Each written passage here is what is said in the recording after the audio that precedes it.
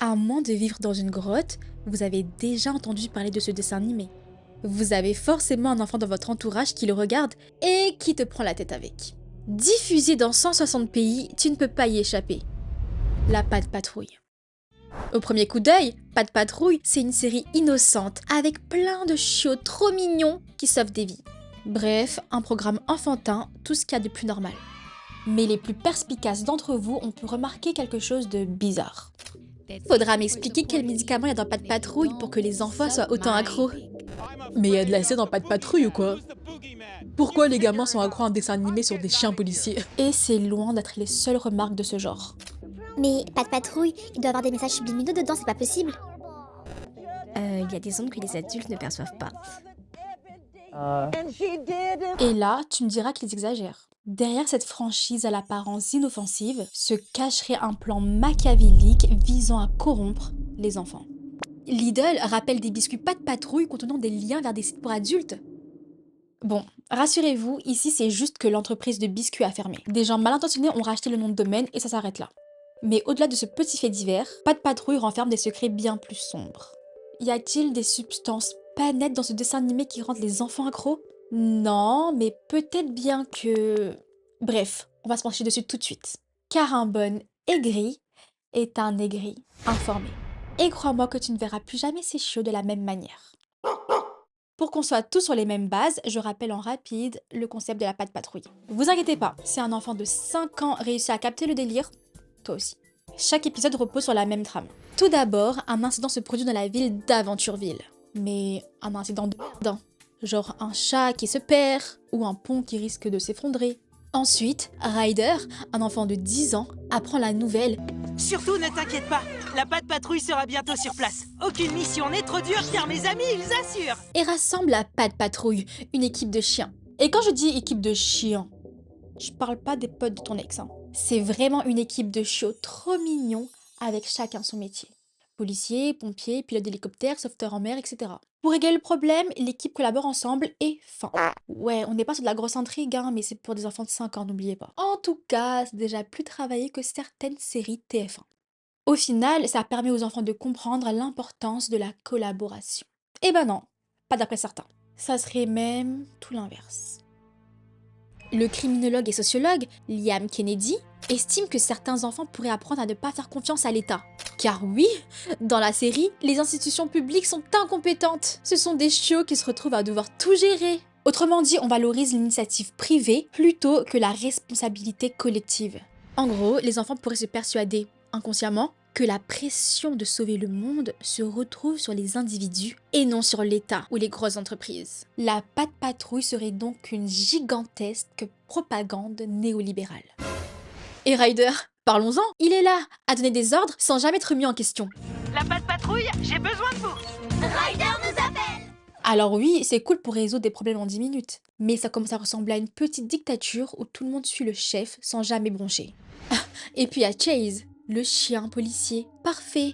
Il ne fait jamais d'erreur, il n'y a jamais de bavure, pas un seul petit abus de pouvoir. Est-ce que ce serait pas une façon de légitimer l'autorité sans jamais la remettre en cause? Bon, trêve de plaisanterie, évidemment que non. Et pourtant, cette question est devenue une affaire d'État en 2020 aux États-Unis. Revenons à cette période. La mort de George Floyd suscite beaucoup de critiques à l'égard des violences policières. Et de manière un peu légère, certains se mettent à vouloir cancel Chase, le chiot policier de la Patte Patrouille. Arrêtez de financer Chase. Chase est un bat.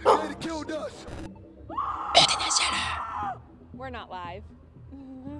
Il n'en fallait pas plus pour que certains boomers prennent ça au premier degré et s'insurgent. Il n'y a aucune raison de supprimer le chien policier. La majorité des policiers servent et protègent leur communauté. Arrêtez cette folie. S'il vous plaît, n'écoutez pas les gens et n'annulez pas le programme. Et ce n'est pas tout. Les médias en ont fait un sujet national. Faut-il virer Chase de la Patte Patrouille? Et si vous vous dites que ce pays est devenu fou, attendez de voir la suite. La porte-parole de la Maison Blanche a carrément annoncé que la cancel culture avait réussi à faire déprogrammer la Patte Patrouille. Appalled by cancel culture specifically as it pertains to cops. We saw a few weeks ago that Paw Patrol. Tout ça pour galvaniser l'électorat pro-police de Trump, qui était le président au pouvoir à ce moment-là.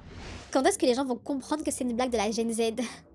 Carrément, le compte officiel de la Pat Patrouille a dû rassurer le public en expliquant que le show n'allait pas être cancel.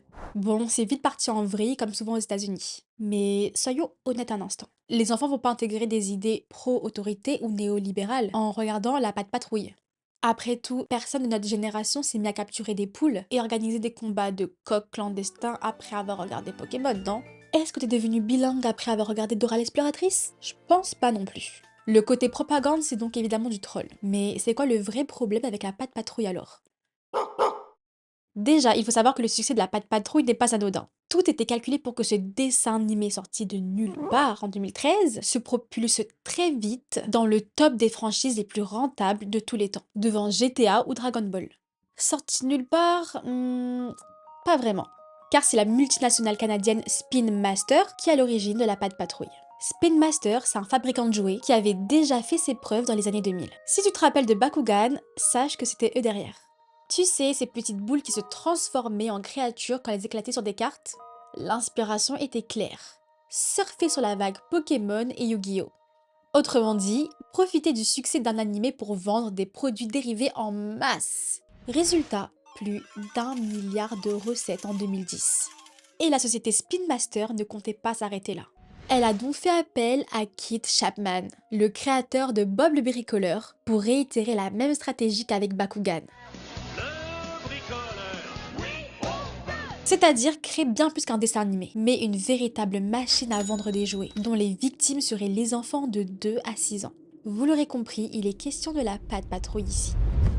Après des mois et des mois de réflexion, le projet aboutit en 2013. Et aujourd'hui, la Pat Patrouille, c'est 14 milliards de dollars générés. Alors, quelle stratégie machiavélique ont-ils mis en place pour rendre accro les enfants et dépouiller les parents? Eh bien, chaque détail dans Pat Patrouille a été pensé pour captiver les plus jeunes. Les couleurs vives et saturées accrochent direct l'œil des plus petits, tandis que les designs sont clairs, simples et facilement reconnaissables, sans détails complexes qui pourraient perdre les enfants. Une fois leur attention captée, tout est fait pour la maintenir avec un montage fluide et dynamique, avec des changements de plan quasi toutes les 2 secondes. Alors jusque-là, rien de vraiment unique à Pat Patrouille. Tout le monde conçoit son œuvre de telle sorte à maximiser ses chances de succès. Mais la différence avec Pat Patrouille, c'est que... Contrairement à d'autres dessins animés qui cherchent d'abord à divertir ou éduquer, puis lancent des produits dérivés après coup, ici, le but, c'était les jouer dès le départ. Tout a été conçu dans cette logique mercantile poussée à son paroxysme. Chaque élément de la série a été conçu pour être transformé en jouet. Que ce soit les personnages, les gadgets ou les véhicules, tout est réalisé avec une simplicité intentionnelle pour être reproduit facilement et massivement sous forme de jouets. Et c'est là que ça devient vraiment machiavélique. Les parents se disent que c'est un dessin animé innocent, qui enseigne des valeurs comme l'entraide et la collaboration. Sauf que les enfants ne se retrouvent pas seulement devant des chiots qui sauvent le monde, mais aussi et surtout devant une pub géante de 15 minutes déguisée en divertissement. Tu vois un gadget cool dans l'épisode? Tu vas te servir de ta moto volante pour immobiliser Madame Goodway. Quelques semaines plus tard, il sera dans les rayons des magasins. Et tu connais les petits, ils vont pas se contenter d'un seul jouet. Ça tombe bien car ces jouets sont vendus en sets à collectionner. Les enfants commencent avec Chase, encore lui, mais rapidement ils veulent tout le reste de la Pat Patrouille. Papa, maman, je peux pas laisser Chase tout seul, il me faut Rocky. Ce désir de collection est amplifié par le fait que chaque personnage a un rôle spécifique, un gadget unique et un véhicule particulier, ce qui pousse les enfants à vouloir compléter la collection pour que l'univers soit complet.